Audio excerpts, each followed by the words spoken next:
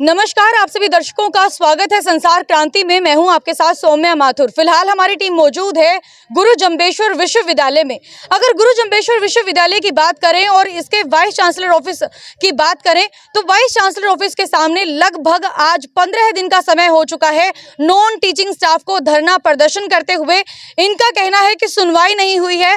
कई बार वो मुद्दे लेकर जो है वाइस चांसलर के सामने जा चुके हैं, लेकिन मुद्दे हैं क्या, किन मांगों को लेकर ये धरना प्रदर्शन कर रहे हैं, यही जानकारी लेने के लिए हम लोग हमारे साथ मौजूद है यूनियन के प्रधान। सर, मैं आपसे जानना चाहूंगी कि पूरा का पूरा मुद्दा क्या है। अपना नाम भी बताइए प्लीज। मैडम जी नमस्कार, मेरा नाम वीरेंद्र भारद्वाज है जी, नॉन टीचिंग एसोसिएशन का प्रधान हूँ जी मैं। मैडम जी, हमने वाइस चांसलर सर को 30/3/2022 को एक डिमांड चार्टर दिया था जिसमें कर्मचारियों की 22 मांगे थी।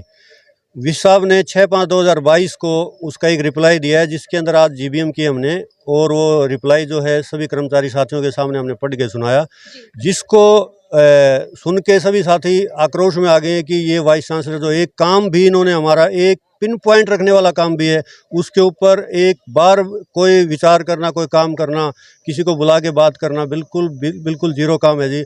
यहाँ पे इस विश्वविद्यालय के अंदर इधर टीचर का धरना, उधर बच्चे हर रोज़ प्रदर्शन करते हैं, उधर कच्चे कर्मचारी प्रदर्शन कर रहे हैं। ये विश्वविद्यालय इसने राजनीति का एक अड्डा बना दिया जी। रोज़ सीएम को बुलाओ अपना नंबर बनाने के लिए, गवर्नर को बुलाओ अपने नंबर बनाने के लिए। कर्मचारी जो है वो रोडों पे आ गए हैं तो ऐसे विश्वविद्यालय का ये भट्ठा बैठा देगा।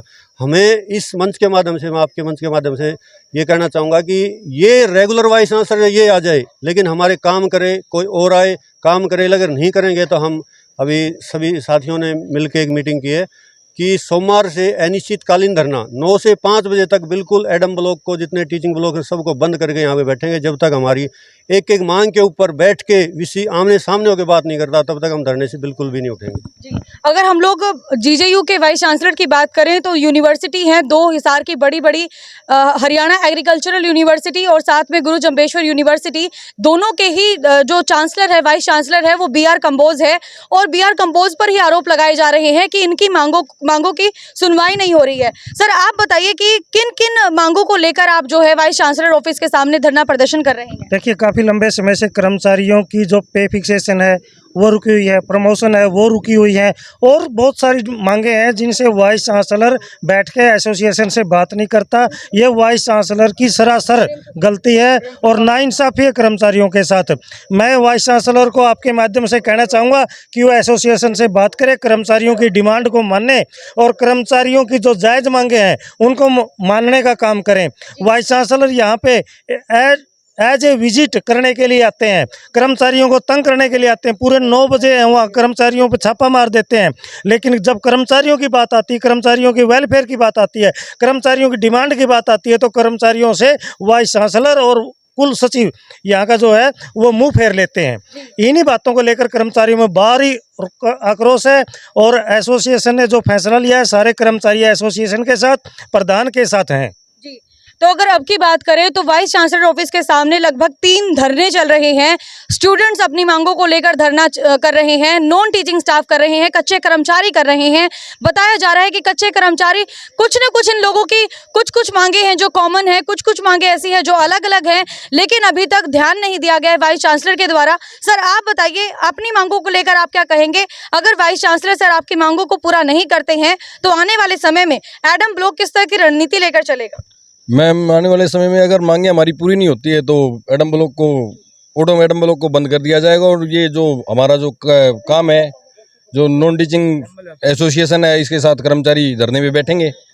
और मैडम, ये धरना अनिश्चितकालीन तक चल सकता है, जो कि जनरल बॉडी के अंदर कर्मचारियों के बीच में कर्मचारियों ने बोला कि अनिश्चितकालीन धरना रखो, हम कर्मचारियों के हिसाब से चलेंगे। मुख्य मांगे क्या है सर? क्या आप लोगों की मांगे इतनी बड़ी है कि वाइस चांसलर सर पूरी नहीं कर सकते? नहीं मैडम, कमाल कर रहे हो। वीसी साहब तो कुछ भी कर सकते हैं। वीसी साहब तो सर्वे है यहाँ के। ईसी और ईसी भी वीसी ने करनी है, और वीसी साहब उनके अध्यक्ष होते हैं, प्रेसिडेंट होते हैं इसी के। उसके बाद भी ऐसा रवैया क्यों सर? किस लिए आप लोगों की मांगों को पूरा नहीं किया जाता? वो तो सर मैडम प्रशासन जाने क्यों नहीं कर रहे हैं, जबकि सारी जायज मांगे हैं। प्रमोशन कर रखी है, अगर प्रमोशन की है, पहले भी किसी वीसी ने की है तो किसी कुछ सोच समझ के की होगी, तो उनका प्रमोशन किया है तो उनकी सैलरी भी तो उस हिसाब से दें। अब कुछ है कि कुछ कैडर के प्रमोशन कोटा बढ़ाना था, वो कोटा बढ़ाना पहले भी होता आ रहा है, कोटा बढ़ाया है, वन टाइम के लिए बढ़ाया है, मतलब कुछ प्रमोशन दी गई है। यहाँ क्लास 4 के अंदर हमारे कुछ 9-10 कर्मचारी ऐसे हैं कि जिनकी प्रमोशन हुए 16 साल हो गए, यानी क्लास 4 के अंदर ही बैठे हैं, हाईली क्वालिफाइड हैं, सारी टर्म एंड कंडीशन कंप्लीट करते हैं, जो उनकी क्वालिफिकेशन है वो भी कंप्लीट है, और किसी प्रकार की कोई फाइनेंशियल लायबिलिटी भी नहीं बनती। सर कभी कभी ऐसा भी देखने को मिलता है, ब्लॉक्स के अंदर बात करें या फिर एडमिनिस्ट्रेशन के अंदर बात करें, कि 12th पास की प्रमोशन कर दी जाती है बजाय ग्रेजुएशन के। कुछ ऐसे भी मामले निकलकर सामने आए हैं आपके एडमिनिस्ट्रेशन के, इसके बारे में आप क्या कहेंगे? मैम ये हुआ है पहले तो वो उस हिसाब से कुछ उस टाइम कुछ रूल वगैरह का था। अब क्या कह रहे हैं कि भाई आपको जितनी नेक्स्ट प्रमोशन के लिए जो आपको है आपकी एजुकेशनल क्वालिफिकेशन होनी चाहिए जो गवर्नमेंट ने की है। तो 2016 के बाद में कुछ एसीपी वगैरह है, एसीपी वगैरह लगनी है, उसका कुछ उन्होंने क्या है कि गवर्नमेंट ने 2016 के बाद में अमेंडमेंट कर दी है कि आपकी जो एजुकेशनल क्वालिफिकेशन है अगर नेक्स्ट प्रमोशन की ये है तो आपको एसीपी दी जाएगी, अदरवाइज नहीं दी जाएगी। तो ये कुछ डिस्प्यूटेड सा केस है, इसके ऊपर भी हमने वीसी साहब को लिख के दिया था, लेकिन उन्होंने उसका भी कोई मतलब कोई ठीक ढंग का वो नहीं आया है, और अभी तक वो मतलब अधर में लटकी हुई है वो हमारी मांग भी। ठीक है सर, वाइस चांसलर सर ने आप लोगों को इतना मजबूर कैसे कर दिया कि आप लोगों को डिसीजन लेना पड़ा कि आपको धरना प्रदर्शन करना ही पड़ेगा, तभी वाइस चांसलर सर जो है आपकी मांगों को स्वीकार करेंगे, मानेंगे? वाइस चांसलर अड़ियल रवैया अपनाए हुए हैं, और अड़ियल रवैया आज तक लोकतांत्रिक प्रक्रिया में व्यवस्था में कभी भी नहीं चलता। और इनको पता नहीं क्या गलतफहमी है कि मैं ही सर्वे सर्वा हूँ। ये एक ऑटोनोमस बॉडी है, स्वायत्त संस्था है और एजुकेशनल इंस्टीट्यूट है। शिक्षण संस्थान को एक तो राजनीति का अखाड़ा बनाने में जोर दे रखा है इन्होंने। कभी कोई बाबा आ जाओ, कोई भी आ जाओ, उनके लिए सारा कुछ खुला है। कर्मचारियों की, विद्यार्थियों की, टीचर्स की, जो शिक्षक भी साथ में बैठे हैं, कच्चे कर्मचारी भी बैठे हैं। आज कोई वर्ग विश्वविद्यालय का ऐसा नहीं है जो धरना प्रदर्शन ना कर रहा हो। तो इसका मतलब ये वाइस चांसलर यहाँ रहने लायक ही नहीं है, नकारा है ये। जो जिनसे संस्थान चल रहा है उन्हीं की नहीं सुन रहा ये, तो इसके खिलाफ कुछ ना कुछ एक्शन लेंगे हम इकट्ठे हो गए। आज जनरल बॉडी में जो फैसला लिया है साथियों ने, हम सब एकजुट होके इनका घेराव करेंगे, इनको मजबूर करेंगे। जैसे किसानों ने देश के प्रधानमंत्री को झुकाया, ये तो कुछ भी चीज नहीं है। और ये कहता है कि मेरे पास तो टेम्परेरी चार्ज है। भाई टेम्परेरी चार्ज है तो लगभग 1 साल हो गया, तो टेम्परेरी चार्ज काम करने के लिए है, नहीं तो छोड़ के चले जाओ आप। या तो काम करना पड़ेगा, नहीं छोड़ के चले जाओ, एक ही रास्ता है। और अब तक जो हमारे यहाँ एग्जीक्यूटिव काउंसिल होती है, एग्जीक्यूटिव काउंसिल कोई भी प्रमोशन करती है या कोई पोस्ट क्रिएट करवाती है तो वो फाइनल फैसला होता है। और एग्जीक्यूटिव काउंसिल ने लोगों की कम से कम 52-53 लोग हैं टोटल, उनकी 2018 में प्रमोशन की थी। आज 4 साल से ज्यादा का समय गुजर चुका है, उनको पे फिक्स नहीं हो रही। और एक ऑडिट का बंदा है वो अड़ा बैठा है, उसकी मान रहे हैं, 600 कर्मचारियों की नहीं मान रहे। सारे 600 कर्मचारी इस पे एकजुट हैं, सब आम सहमत हैं और एकजुट होके इसके लिए लड़ाई लड़ेंगे। दूसरी बात पोस्ट क्रिएशन की है। इतने कोर्स नए आ गए अपने विश्वविद्यालय में, जो 1995 में छोटी सी यूनिवर्सिटी थी, 1000 स्टूडेंट थे। आज हमारे पास 5 से 6000 रेगुलर स्टूडेंट हैं।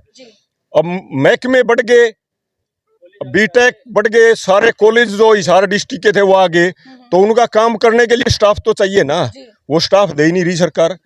जो बल्कि रिटायरमेंट होते जाते हैं उन पोस्टों को खत्म और कर दिया जाता और नई पोस्ट दे नहीं रही। मुख्य लड़ाई यही है। और जो कुछ साथियों की प्रमोशन का मामला है, एसीपी का मामला है, जब उसी शैक्षणिक योग्यता के उससे भी कम शैक्षणिक योग्यता वाले को प्रमोशन दे दी जाती है और एसीपी रोक ली जाती है, ये मेरे ख्याल तो कहीं देखा नहीं हमने। तो सर ने जैसे बताया, पूरी गहनता से जानकारी दी है कि क्या क्या मांगे लेकर ये अड़े हुए हैं, और मांगे आज की नहीं है, कई सालों से चलती आ रही है।